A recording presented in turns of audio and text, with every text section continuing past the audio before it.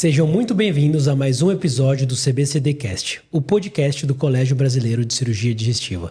Eu sou Caio Zanon, cirurgião titular especialista do Colégio Brasileiro de Cirurgia Digestiva e estou hoje com a doutora Michele Daltro para mais um episódio do CBCDcast.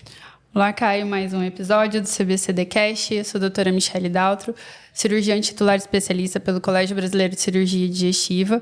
E hoje vamos falar... Quem já assiste os podcasts sabe que eu sou apaixonada no transplante.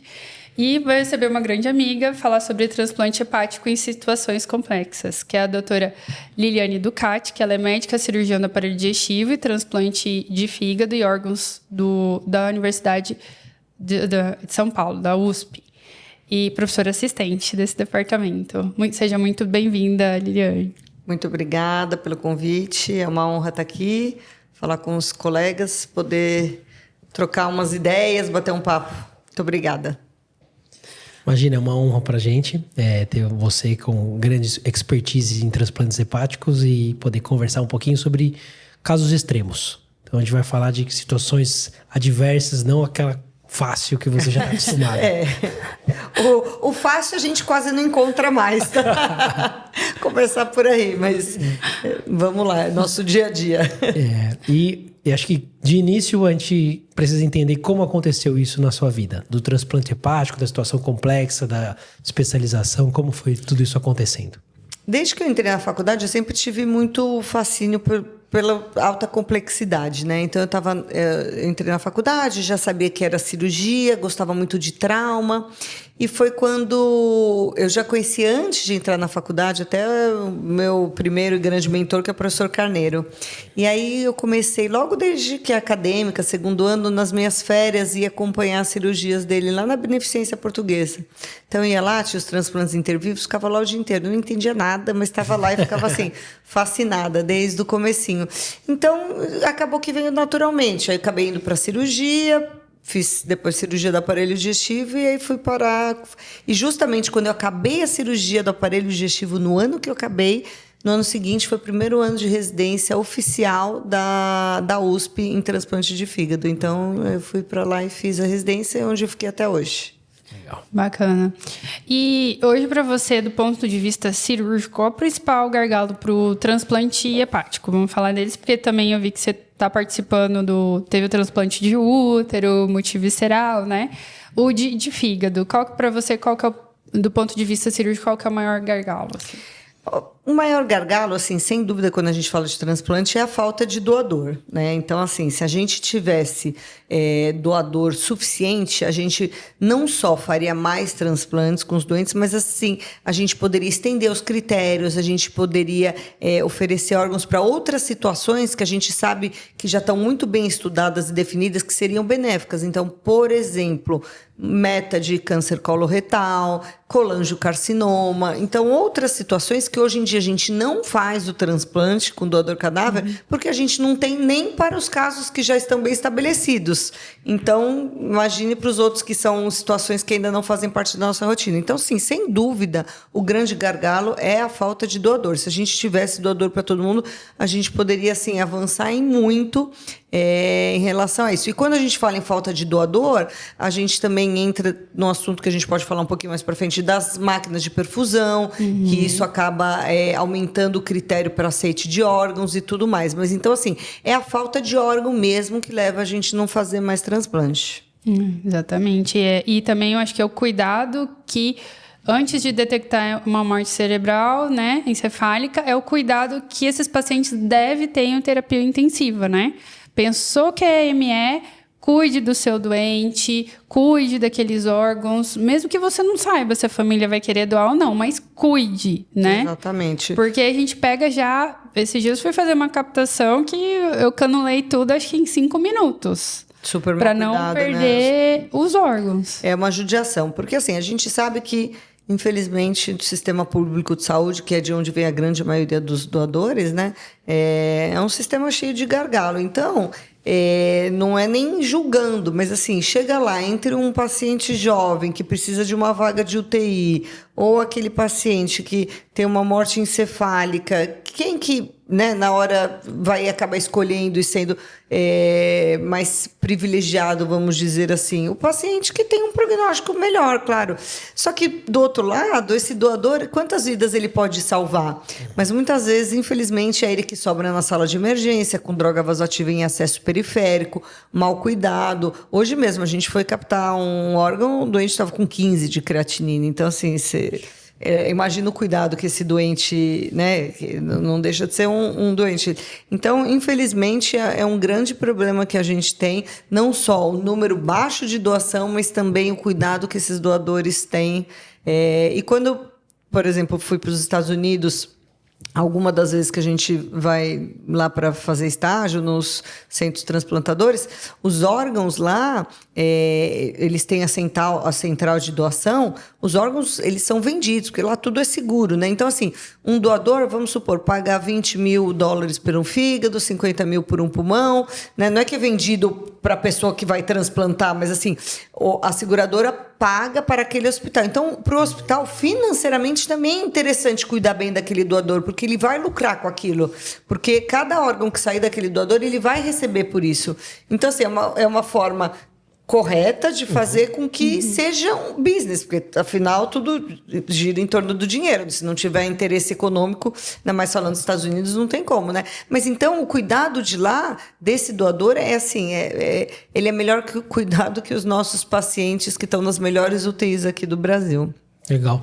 Falando sobre esses doadores, em um bate-papo que a gente teve aqui com o Dr. Alexandre, do Paraná, acho que ele falou sobre o Paraná ser um dos maiores doadores de órgãos, né? Isso. E falou sobre essa questão de conscientização dos hospitais públicos, que eles têm um número muito grande, né? Tem algumas cidades que são exemplos, alguns estados que são exemplos. Então, assim, o sul do país,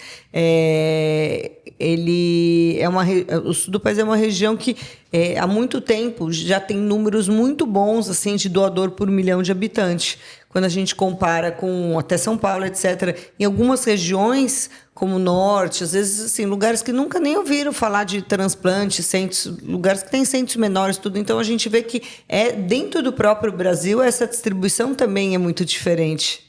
Nosso país é difícil para tudo pelo tamanho, né? Exatamente. O nosso país é do tamanho de um continente todo, né? Então, imagina a dificuldade. E a gente ainda sabe as diferenças sociais, socioeconômicas dos diferentes lugares, né? Só em São Paulo, quantas equipes transplantadoras tem? Agora, você vai para estado que não tem nenhuma equipe. Então, tudo isso influencia. Porque como você vai incentivar tanto uma doação de órgãos no estado que nem se fala em transplante? Lógico que é importantíssimo ter também, mas você envolve toda uma questão logística, né? Então, é muito mais difícil você fazer isso num país grande que nem o nosso. Sim. É verdade. Eu falo nas entrevistas que eu dou lá no Mato Grosso, lá em Cuiabá, eu sempre fale para sua família que você quer ser um doador de órgãos, porque se você vier ser um potencial doador, é ela que vai falar. Exatamente. Né? Tem que falar.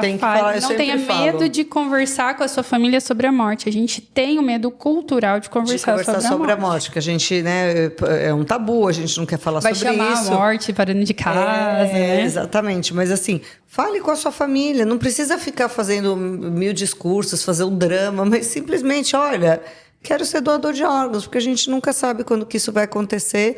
E, às vezes, é até uma forma da família ter um certo conforto de fazer uma coisa que a pessoa gostaria, que a pessoa deixou claro em vida. Exatamente. E falando agora mais questão técnica, né, do transplante. Sobre o grande medo, né, do cirurgião transplantador é transplantar paciente com trombose de porta, né? O que você pode dizer pra gente, assim, o que mudou nesses últimos tempos, né, sobre a técnica cirúrgica de trombose de porta?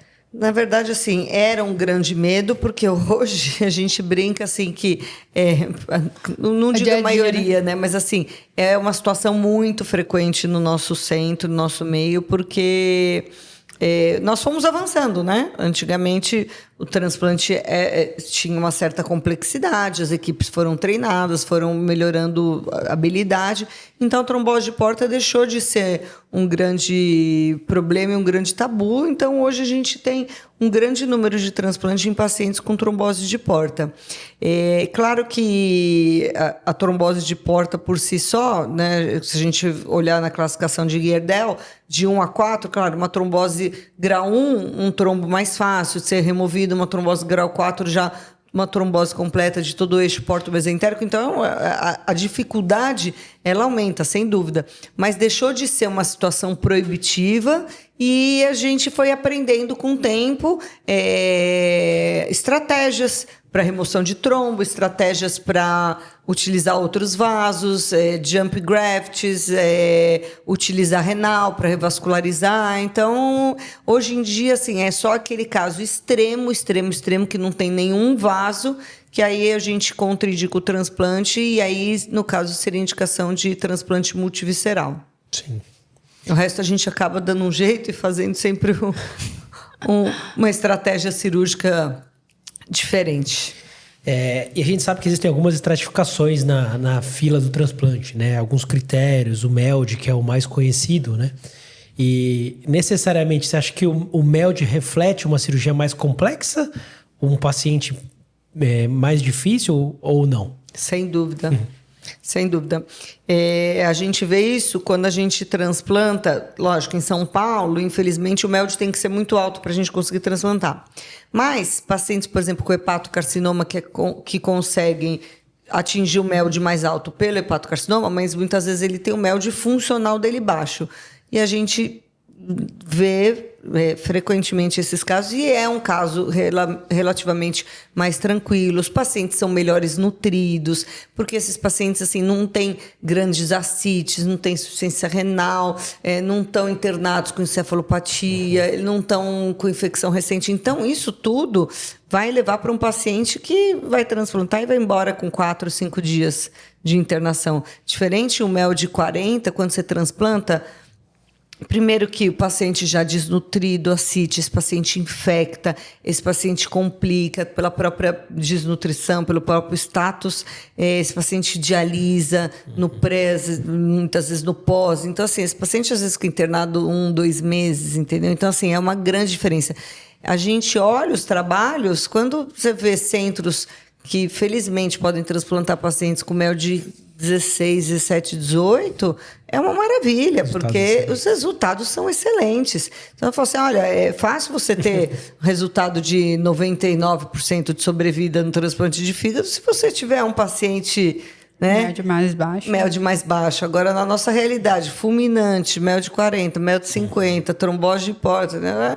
Então, assim, acaba ficando mais difícil. Então, assim, mas a gente acaba que consegue tirar leite de pedra, né? Porque com tudo isso, ao longo dos anos, a gente veio melhorando, temos outras coisas que ajudam muito, que não é só o cirurgião. Quando eu falo transplante, o cirurgião é uma das peças, né? A gente pensa que tem infectologista, hepatologista, patologista, enfermagem, tudo. Então, assim, faz com que a complexidade desse paciente com MELD maior seja um pouco contornada, mas sem dúvida a dificuldade tanto cirúrgica e no pós é muito maior no paciente quanto pior o MELD. Que é muito a sua realidade, né? Muita realidade, muita realidade.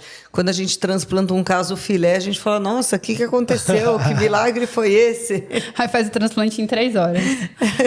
Mais ou menos tão isso. Tranquilinho. Outra coisa, assim, você pode explicar um pouco mais, assim, que no Brasil está começando a ter aquelas máquinas de perfusão? Na verdade, assim, as máquinas de perfusão já são muito bem estabelecidas nos Estados Unidos, na Europa.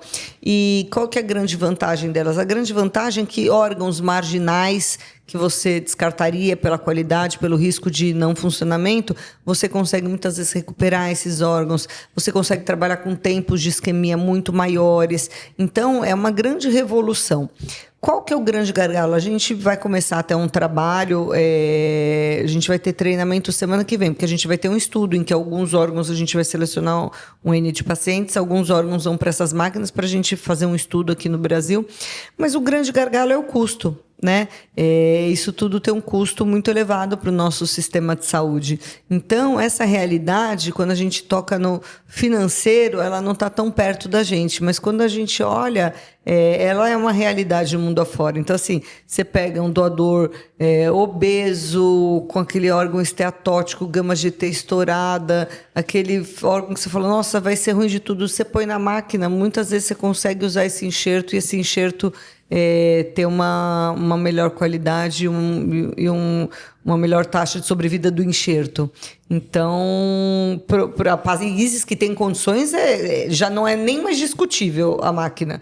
Mas para nós, infelizmente, ainda é discutível pela questão do valor. Outra coisa que eu queria perguntar tecnicamente do transplante, né? É uma coisa meio básica, mas para quem não conhece o transplante, eu acho bacana da gente pensar no que a gente pode prevenir, né, nas complicações vasculares pós-operatórias, que a grande temida é a trombose da artéria hepática, né? O que tecnicamente a gente consegue fazer para prevenir, por exemplo, a trombose da artéria hepática? Que a gente deve pensar. Assim, um cuidado, assim, falando. Eu acho que, assim, primeiro, justamente por isso que eu acho que é fundamental um treinamento muito importante, um treinamento em um centro especializado.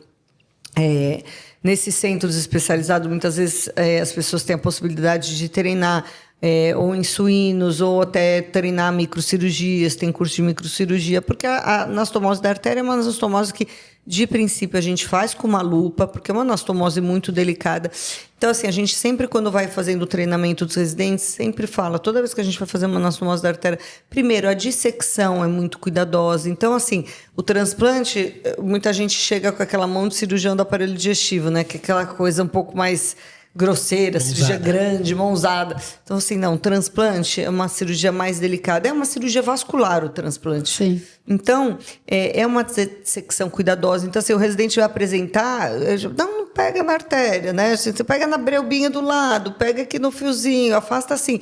Porque a própria dissecção já começa daí. Porque se você manipula a artéria sem cuidado, ela disseca, ela trombosa, é o caos. E depois a técnica. Então, assim, a gente usa fio 7,0, 8,0, no intervivos usa 9,0. Às vezes, então, assim, com lupa ou com microscópio, técnica de ponto contínuo ou ponto separado, depende do calibre, depende se o calibre é compatível ou não. Então, a gente sempre tenta dissecar tanto a artéria do receptor quanto do enxerto e deixar num local que fique mais anatômico possível, sem grandes redundâncias, porque senão ela dobra, faz uns kinks. Então, foram coisas que a gente foi vendo. Então, assim, hoje em dia a gente tenta deixar ela o mais próximo possível, mais retinha, sem grandes obras. Ruim quando, às vezes, tem ramo de direita e esquerda, você tem que fazer a anastomose ali no tronco celíaco. Aí você fica com aquele mar de ramo. Então, assim, a gente sabe que é um fator de risco. Mas sendo cuidadoso, é uma anastomose que acaba que os assistentes mais experientes que acabam fazendo sempre, sendo mais cuidadoso, com a técnica apropriada, todo o cuidado, geralmente a gente consegue obter um grande resultado. E o ultrassom também, né?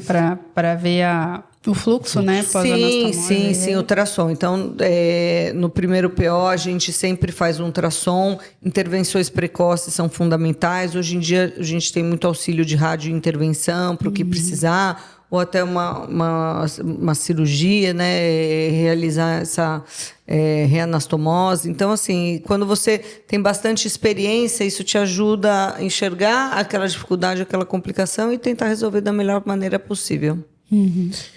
E ao longo desses anos, trabalhando com o ensino em casos complexos em um grande centro, você já percebeu que existe uma curva de aprendizado, né? Você acha que o residente que fez o digestivo, o transplante, ele já consegue assumir alguma coisa ou isso Não, ainda leva uns anos? Não, eu vou te falar o seguinte, eu acho que é um treinamento que você vai fazer para o resto da vida, né? Assim, a cada cirurgia você vai se aprimorando, é um treinamento que... Mas eu falo para os residentes, aquele residente que chegou lá, que fez 2 anos de geral, 2 anos de aparelho digestivo, então já chegou com 4 anos, e que faz os 2 anos, porque pelo MEC oficial nossa residência é 1 ano, mas a gente sempre tem um segundo ano optativo que a gente incentiva muito a fazer. E, às vezes, até um 3º ano como preceptor, que lá no HC tem essa preceptoria depois. Então, assim, o residente que faz 2 anos e aquele que ainda faz a preceptoria depois, ele sai muito bem formado. Lógico, isso aí todo mundo sabe que depende muito da dedicação do residente, quanto ele entra em procedimento, quanto vai atrás, o próprio treinamento cirúrgico. Mas o residente que faz esses 2 anos, ele sai assim, para um caso standard, a gente tem a segurança de dizer que ele sai muito bem formado. Lógico, vai pôr esse coitado num caso lá com trombose de porta, com todo ferrado, mas assim, para aquele caso mais tranquilo, olha, a grande maioria dos nossos residentes que saíram, que nós formamos, eu tenho a tranquilidade de dizer que para um caso mais standard, eles têm a total capacidade de sair fazendo esse transplante de fígado. E isso, se eu estou enganado, eu não faço transplante, fígado é com vocês, não é comigo, mas é um processo de começa na captação, né? Na captação, ele vai para a anastomose, para a dissecção, né? Isso, então, isso. No primeiro ano, a gente enfatiza muito a captação. Então, primeiro ano, assim, vai, capta e, assim, por exemplo, são mais ou menos 10 a 15 transplantes por mês que a gente tem, vamos dizer. 10 a 15 transplantes, então assim, a gente sempre pensa no número de captações maiores, porque tem vários que a gente acaba... Vários não, mas alguns que não acabam usando. Então, assim, é um número bem expressivo. Então, assim, o residente, ele sai fazendo captação sem dúvida, porque sempre vai algum médico mais sênior e aí vai ensinando para eles, então a captação sem dúvida. No primeiro ano, a gente enfatiza muito, a gente deixa muito o residente fazer o R5, as anastomoses porta-cava. A gente faz uma porta-cava temporária em todo o transplante, até para a gente fazer uma hepatectomia com mais calma e até para o próprio... no Hospital das Clínicas, no Hospital Universitário, para a gente ir ensinando e vendo o residente a fazer anastomose vascular. Então, de tanto que ele treina, e aí, né, vai melhorando. No segundo ano, aí as outras anastomoses vêm, aí a dissecção vem, aí... Então, assim, é passo a passo, é bem gradativo, mas é muito bonito de ver a evolução do quando eles chegam para quando eles terminam, assim, é bem bacana de ver a evolução deles, é impressionante. Legal. E falando agora do outro tipo de transplante, que é o multivisceral, né? A gente, né, teve alguns, aí parou, agora está voltando a ter, né? O que você pode falar para a gente primeiro das indicações, do que seria as indicações para o transplante multivisceral e tecnicamente, se você acha mais difícil ou mais complexo que o de fígado? Quando a gente fala em transplante multivisceral, a gente tem que pensar assim, primeiro são 2 coisas, né? O transplante de intestino isolado e o transplante multivisceral. O transplante de intestino isolado, a gente fez mais casos e agora foi autorizado pelo SUS, entrou no rol do SUS, então agora nós temos autorização de fazer, porque primeiro eram casos que o Ministério tinha liberado, a gente tinha feito um N e agora liberou, e tanto é que a gente fez um em dezembro. O transplante de intestino, tecnicamente, ele é mais fácil, tecnicamente e teoricamente, porque depende muito do caso, né? Tem transplante de intestino, que foi esse último caso, que era uma ganglionose. Então, o paciente tinha todo o intestino, mas era disfuncional. Então, teve que fazer toda uma enterectomia. Ele tinha uma cavidade. Tem transplante de intestino, desses pacientes de intestino curto, que esses pacientes não têm cavidade nenhuma. Então, é o gargalo de se achar um doador, porque você tem que achar um doador excelente, super magro. Porque senão literalmente não cabe. Entendi. Então, assim, tem essas dificuldades. O transplante multivisceral depende de qual a indicação do transplante multivisceral. Às vezes é um intestino curto que teve falência hepática pelo uso prolongado de NPP, mas às vezes o que é o mais temido são aquelas catástrofes abdominais, às vezes, por exemplo, decorrente de trombose de todo eixo porto-mesentérico, sem nenhum vaso para revascularizar. Então, assim, até dentro disso, o grau de complexidade ele pode ser, nunca vai ser fácil, né? Mas o grau de complexidade cirúrgica ele pode variar muito. Então, tem casos muito mais desafiadores, tem casos mais tranquilos, mas a gente vê que, assim, estamos também aprimorando. Os transplantes de intestino, a gente teve um resultado excelente.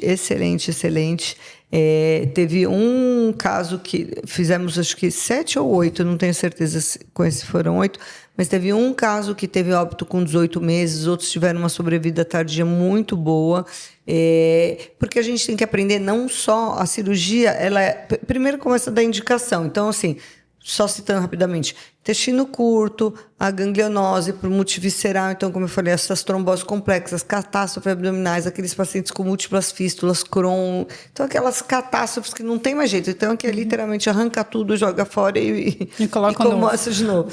Então, assim, as indicações, você tem que aprender as indicações, ver... não adianta você pensar em fazer uma cirurgia nesse porte num paciente de 70 anos, diferente do fígado, que você faz porque você já aprendeu, você sabe. Esse paciente assim, tem um limite de idade, geralmente até 50 anos, você estende um pouquinho. Mas, então, a gente aprendeu as indicações, a técnica cirúrgica e depois o pós. Então, assim, o último caso, a gente brincou que ele foi embora semana passada, ele foi super bem, acho que foi o caso mais tranquilo que a gente teve, foi muito, muito bem. Ele ficou 120 dias internado, porque é um transplante de intestino, ele tem toda a peculiaridade de imunossupressão, de dieta, de acesso vascular, então de tudo que você pode imaginar. Você não faz isso se você não tiver um centro totalmente especializado, com equipe de nutrologia, com equipe de vascular, com equipe de... Bom, não preciso nem falar de anestésio ultra especializado, UTI, enfermagem, equipe de nutrição parenteral. Então, assim, se você não tiver um programa de reabilitação e tudo mais, você não faz, porque são coisas muito complexas e que a gente vem aprendendo e, felizmente, acho que temos um futuro bem promissor aí com resultados bem animadores. É verdade, porque pensa que o intestino também é um órgão imunológico, né? Sim, então muito. Você vai ter que suprimir um órgão imunológico, né? A imunossupressão desses casos é uma imunossupressão muito mais agressiva do que no fígado. E aí, consequentemente, esse paciente ele é muito mais imunodeprimido, ele infecta muito mais, ele tem todas as peculiaridades.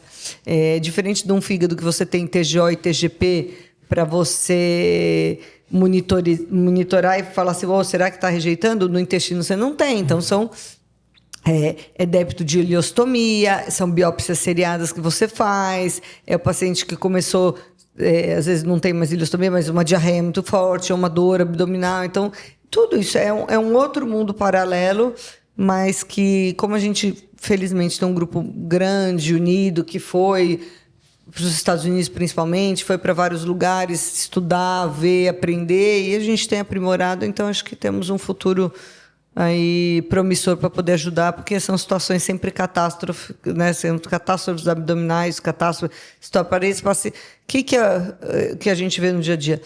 Paciente operou obesidade, aí depois teve uma hérnia interna, aí, perdeu todo o intestino. Trombose mesentérica, perdeu todo o intestino. Outro dia, uma paciente operou, o colega lesou a artéria mesentérica superior, perdeu todo o intestino. Então, sempre tem alguma história muito triste e trágica por aí. Então, mas a gente acho que vai conseguir ajudar muita gente ainda, futuro próximo.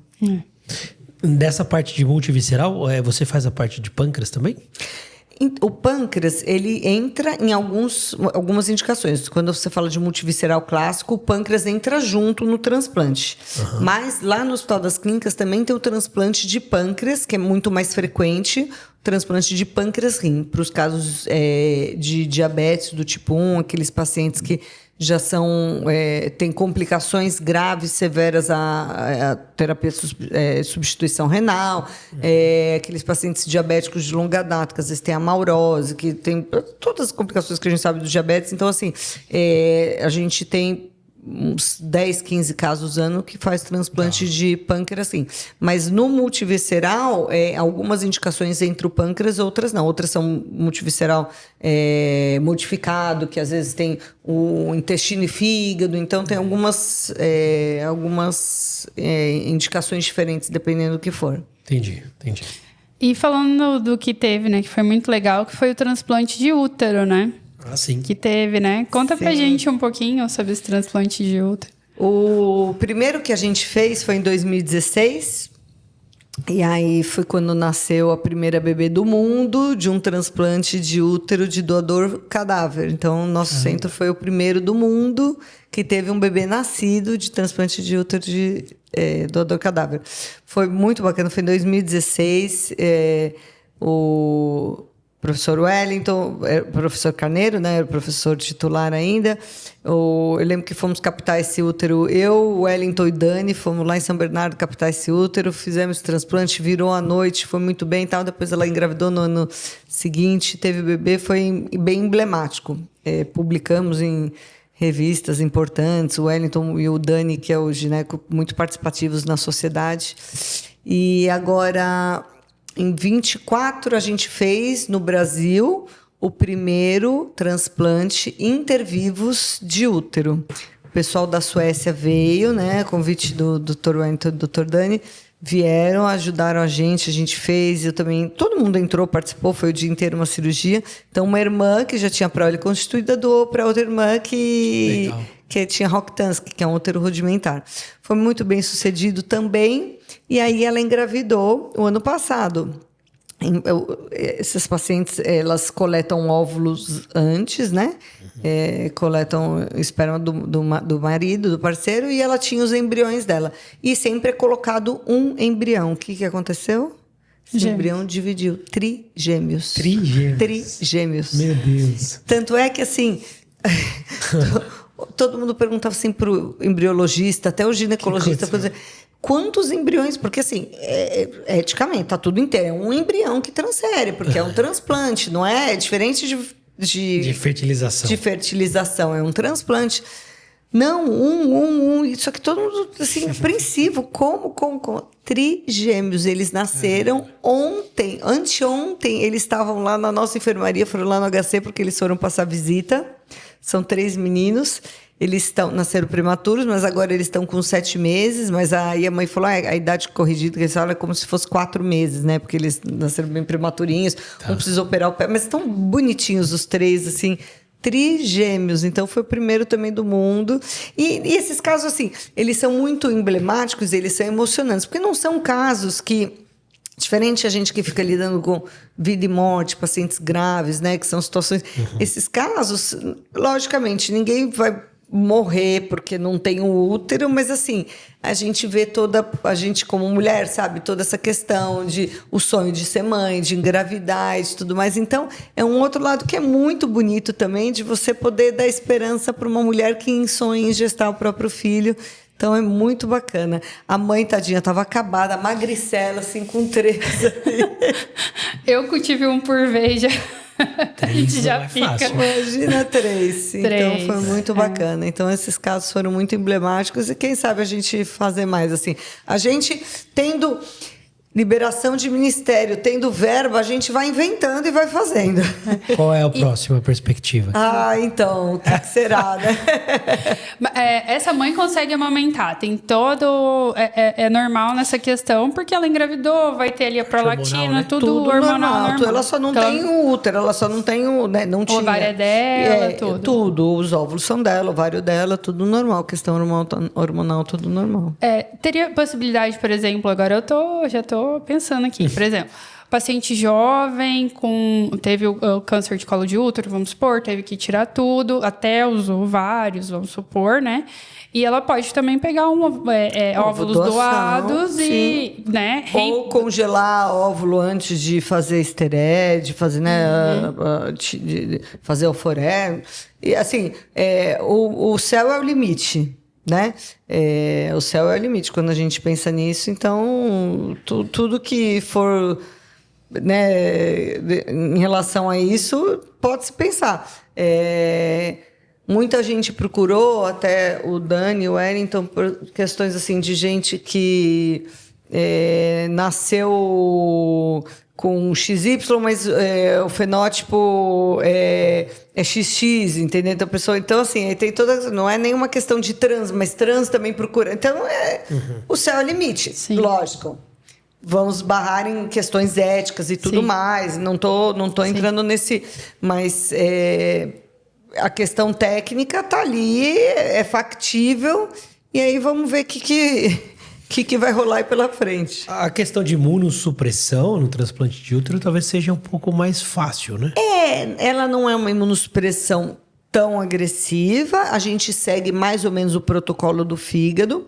Tem uma medicação que a gente não dá porque ela é teratogênica, então tem uma medicação que a gente não usa. E a grande vantagem teve o filho, tirou o útero, acabou a imunossupressão. Verdade. Então a gente faz a esteré, porque essa mãe não precisa ficar imunossuprimida, ela não vai precisar mais desse útero. Esse útero tem como finalidade só gestacional. E tecnicamente, vocês pegam as uterinas e ligam onde? Nas ilíacas. Nas ilíacas. Então, internas. As ilíacas internas, isso, exatamente. É bem também delicada, é bem trabalhosa, são horas e horas de transplante, que é mas, felizmente, esses casos foram bem, então é para mostrar. Eu não pensando em Cuiabá, transplante uterino em Cuiabá. Não, mas se eu conseguir o fígado, eu já estou feliz. É por causa do renal, do renal que eu tenho que eu ajudo no renal, então aquela área já um pouco mais dominada. Já está mais dominada. Mas conforme você vai dominando aquele jogo, qual é a próxima etapa, né? Porque a gente sempre vai se desafiando um pouco mais, então... É isso. Desafiou para um tipo de transplante, um mais complexo, um outro, e vai. É assim que a gente evolui, né? Sim. Mas é bem bacana, né? Tipo, a mulher nunca tinha pensado, né? Conseguir gestar, né? Eu falo que a gestação é a parte mais fácil da maternidade, né? Né, Lili? Não é? Com certeza, é mais fácil, sem dúvida. A criança tá ali na sua barriga, ela te obedece, você vai pro banheiro, você leva para todos os lugares. Você leva para todos os lugares. Não tem birra, não desobedece. Não briga. É a parte mais fácil. Bom, a gente tá chegando ao final do nosso podcast e a gente sempre pede uma take message at home, né, para o nosso convidado. Sobre o transplante, toda essa dificuldade, a complexidade do transplante, deixa uma mensagem para a gente, para os cirurgiões, até quem, né, pensa, fala, eu acho legal, bacana, mas será que é tão difícil? Fala pra gente aqui. Eu acho que assim, a primeira mensagem, então, que sempre pensar é para todo mundo, independente da sua área, sempre pensar na doação, sempre pensar em incentivar a doação.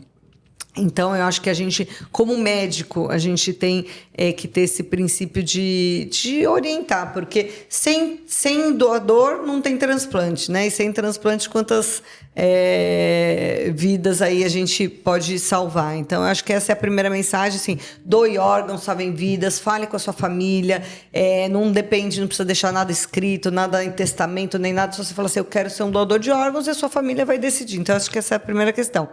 Agora, em relação a deixar uma mensagem, assim, o mundo do transplante, eu sou suspeita para falar, para mim é fascinador, ele é difícil, mas ele também é trabalhoso, né, fisicamente, trabalhoso emocionalmente, porque são doentes muito graves, mas assim, você vê uma transformação daquela pessoa que está quase morta, e aí você vê ela assim, ela tem uma outra vida, assim, completamente diferente. Então, assim, você vê aquele antes, daquele paciente que, assim, às vezes não tinha uma força para levantar, quitérica, amarelo, desnutrido, de repente aquele paciente fazendo esporte, casado. Então, assim, a gente fala que a gente resgata mesmo essas pessoas e devolver a vida dessas pessoas é uma coisa muito gratificante. Então, para quem gosta, acho que vale muito a pena. Eu falo que o momento que eu me apaixonei pelo transplante foi a primeira vez que eu vi um órgão sendo reperfundido. Porque aquilo ali é fantástico. Você vê aquele órgão pequenininho, aí o sangue entra. E eu sou católica, enfim, acredito que ali Deus está naquele momento que ele manda aquele sangue para nutrir aquele órgão e você vê aquela beleza daquilo ali se transformando. Tanto no rim, que você vê aquele rim já urinando, você tá fazendo ureter e tá aquela urina saindo, já funcionando, quanto um fígado já produzindo um coágulo, que aquilo ali é fantástico. É fantástico, é encantador. Verdade. Bom, foi um bate-papo muito enriquecedor. Eu fico feliz de estar nessa mesa junto com Michele, transplantadora, Liliane, transplantadora. Então, é uma honra minha poder estar nesse podcast com vocês. Muito obrigada pelo convite, foi um prazer. Quando quiser bater papo, só me chamar que eu adoro. Isso aí. E se você se interessa mais pelo nosso colégio, entre no site cbcd.org.br e conheça mais o Colégio Brasileiro de Cirurgia Digestiva. E siga a gente nas redes sociais no CBCD Digestivo. Até o próximo podcast. Tchau, tchau. Tchau.